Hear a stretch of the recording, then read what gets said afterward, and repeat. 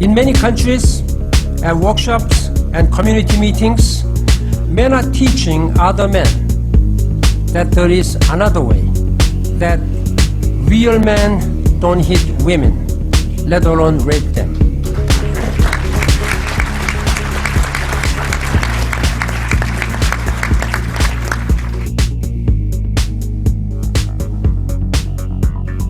On the 8th of March 2019, the Law Commission for England and Wales launched a review of existing hate crime law and signalled the possibility of recommending that the scope of protection currently afforded to victims should be extended to include the personal characteristic of a victim's sex. Just over a year later, in April 2020, the Scottish Government announced its intention to be the first region of the UK to progress such legislation. Although, due to concerns raised by women's groups, they indicated an intention in principle to extend protection only in relation to crime motivated by or demonstrating hatred against the female sex, or more specifically, misogyny. In advance of progressing with this commitment, however, a working group was established to address conflicting views about the possible practical consequence of defining offending behaviour as misogyny. The practical consequence in relation to existing laws, and most particularly in relation to laws designed to address crimes that are currently categorised as gendered violence. Gender-based violence. Gender-based violence affects the whole family. Gender-based violence. Gender-based violence. Gender-based violence across the world. Gender-based violence. Gender-based violence. Gender-based violence is constant. Gender-based violence. Gender-based violence. Gender-based violence. Gender-based violence. Gender-based violence against women and girls. This was deemed necessary because some groups argued that such a provision should not unintentionally lead to all violence against women being considered as a hate crime. But by contrast, other respondents argued that all violence against women is rooted in misogyny, therefore no distinctions should be drawn, and that this perspective is in fact entirely consistent with the Scottish Government's equally safe strategy, which is aimed at preventing and eradicating all forms of violence against women and girls. There's 127 programmes addressing violence against women and girls. Violence against women and girls. Violence against women and girls. Violence against women. Violence against women and girls. Violence against women. Violence against women. Violence against women is rooted in women's inequality. Violence against women. Violence against women and girls in our society. Record levels of funding to tackle violence against women.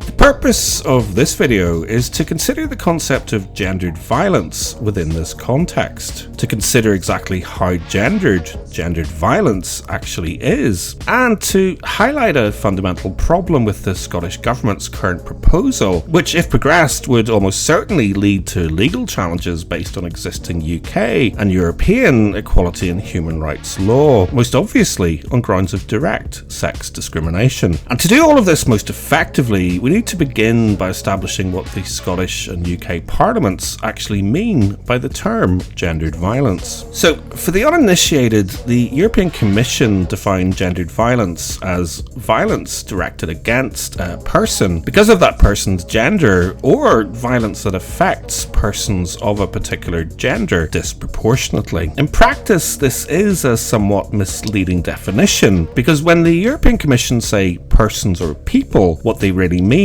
is persons or people who are women and girls. This reality is reflected in the types of gendered violence that they go on to recognise in their associated policy, namely domestic abuse, sexual violence and harassment, female genital mutilation, forced marriage and online violence. Both the Scottish and UK government strategies to eradicate violence against women and girls reflect this approach. Both directly base their own understanding of gendered violence on the United Nations' more explicitly gendered definition of gendered violence, which is specifically any act of gender-based violence that results in, or is likely to result in, physical, sexual, psychological harm or suffering to women, including threats of such acts, coercion or arbitrary deprivation of liberty, whether occurring in public or private life. And crucially, both strategies have evolved based on the Scottish and UK government's belief that women and girls have a subordinate status in society, and consequently violence against them must be understood within this context.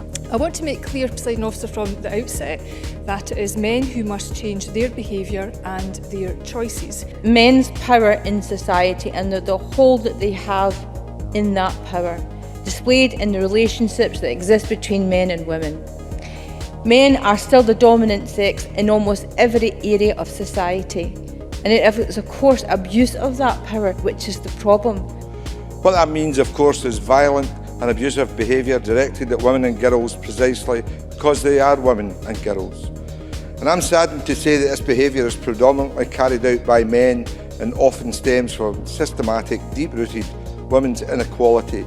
The report's recognition of gender inequality and social attitudes as the root cause of this problem is both a necessary and welcome step on the path to eliminating violence against women and girls. They believe that gender-based violence is a function of gender inequality. It is an abuse of male power and privilege, and they believe that such violence cannot be understood in isolation from the norms, social structure and gender roles within the community, which greatly influence women's vulnerability to violence. Violence against women is an abomination. I would like to call it crime against humanity. It stands against everything in the United Nations Charter. The consequences of violence go beyond the visible and immediate. Death, injury, medical cost, and lost employment are but the tip of an iceberg.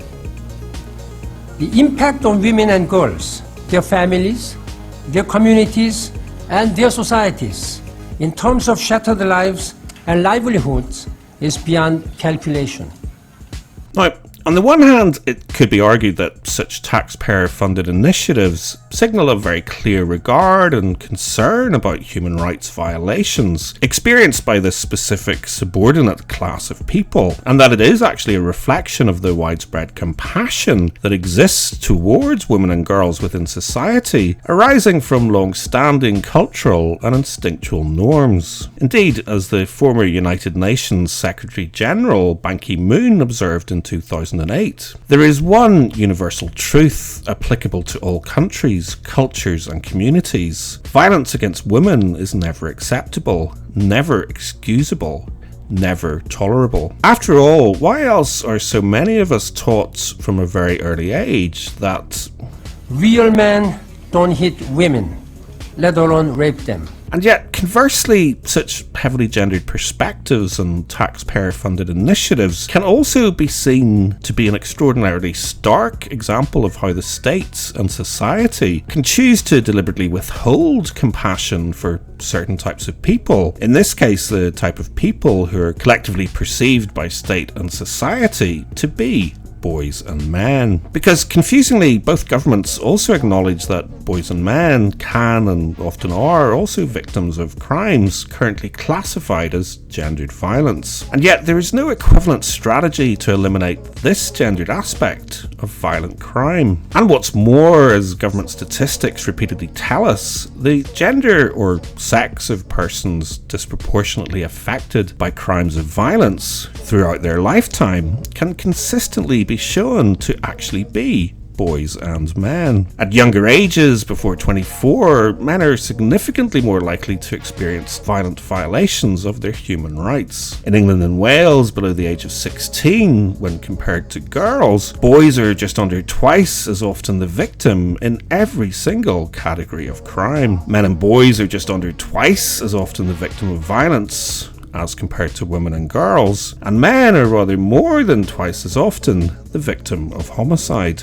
Indeed, with the exception of crimes categorised as gendered violence, or violence against women and girls, the significant majority of victims of violent crime are actually boys and men. Of course, a common retort from some when this reality is highlighted is to note that the majority of violent perpetrators also happen to be men. This is indeed true, but aside from the reality that only a small proportion of men actually commit violent crimes, such a perspective also clearly indicates a lack of regard towards a disproportionate proportion of victims of violent crime motivated solely by the characteristic of their sex. So it's concerning, therefore, that respondents to the consultation on the Equally Safe Delivery Plan feel that it has fallen short in relation to who it should cover, including women and girls with additional vulnerabilities. Presiding Officer, violence against women and girls is one of the most devastating and fundamental violations of human rights.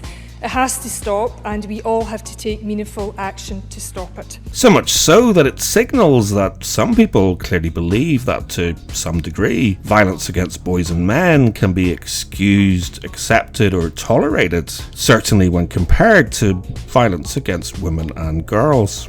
The theme of this year's 16 days is Leave No One Behind, and I take this to mean two things. Firstly, that no woman or girl should endure any form of gender-based violence, and we need to make sure that we include every part of our society in our efforts to end it.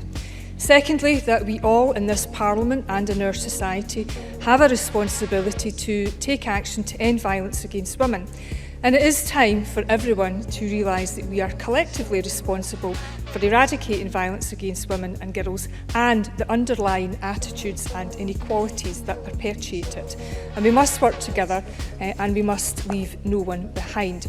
Instinctually, I'm almost inclined to agree, but I would also propose that such a popular perspective about power and privilege tells us much about the norms, social structure and gender roles within the community, which serve to greatly influence men's vulnerability to violence, particularly violence outside the home. Because with the exception of domestic and sexual violence, most categories of violent crime can be shown to be perpetrated by males against male victims. And while I wouldn't care to argue that this is a consequence of some form of internalized misogyny, it seems obvious to me that the sex of the victim is a direct motivating factor in the perpetration of many of these crimes. Profound cultural attitudes about violence targeting women may help to explain why many forms of violence disproportionately affects persons of one particular sex, and if so, then it logically follows that violence directed against men is in part directly motivated by the victim's sex. Real men don't hit women. Now, obviously, the reasons for this are complex and multifaceted and involve both long-established cultural intolerance towards violence against women and evolutionary sexual reproduction factors impacting on behaviours such as male hierarchies and female hypergamy. Equally obviously, such observations are not intended to undermine, excuse or propose tolerance towards violence against women and girls, but they do very clearly highlight a perspective on gendered violence that supporters of extensions to hate crime law seem entirely determined to ignore. Violence against women is an abomination. I would like to call it crime against humanity. It stands against everything in the United Nations Charter. The consequences of violence go beyond the visible and immediate. The impact on women and girls, their families, their communities, and their societies, in terms of shattered lives and livelihoods, is beyond calculation. And confusingly, that certainly some categories of crime currently considered to be gendered violence are significantly less gendered when compared to most cases of violent crime. Because while crime statistics do indeed show that women are significantly more likely to experience violence inside the home than without, the same statistics also show that this is the arena where women are also significantly more likely to be the perpetrators of violent crime. The same statistics show that at least 1 in 3 victims of domestic violence are male, and that men are significantly less likely to disclose experiences of domestic violence to anyone, let alone people in authority, to a large degree because of societal pressures and perceived gendered norms. Despite these widely understood and accepted facts, many laws and public policy makers continue to insist that the overwhelming majority of victims of domestic violence are in fact female, and that domestic violence must be categorised as a gendered crime, when categories of crime with significantly higher gender disparities are not. A loving partner shouldn't take away your choice of clothes, your choice to wear makeup, or the music you choose to listen to. They shouldn't take away your purse or your car keys. And a loving partner shouldn't take away your phone so that when your daughter calls again and again, you can't answer. If your partner's controlling you, it's domestic abuse and against the law. Don't delay in seeking help during the current coronavirus situation. Call the 24-hour helpline in confidence or visit safer.scot.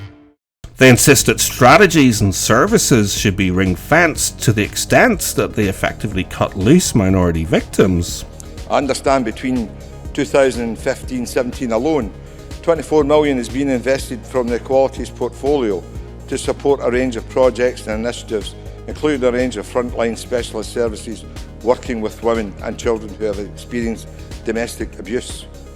And are now currently seriously considering the contradictory construct that only 2 in every 3 victims of interpersonal violence have experienced a crime motivated by or demonstrating hatred towards their sex. A development that could serve to doubly disadvantage vulnerable victims already poorly served by a segregated and second-class service strategically sanctioned by the state. Judges must, I now believe, attend training on this issue. Judges must address emotional abuse by men. Judges must now defend women. You really have to wonder what motivates such a demonstrably distinct disregard towards a certain class of person based solely and simply on their sex. Can't you see it too? There's an elephant in the room.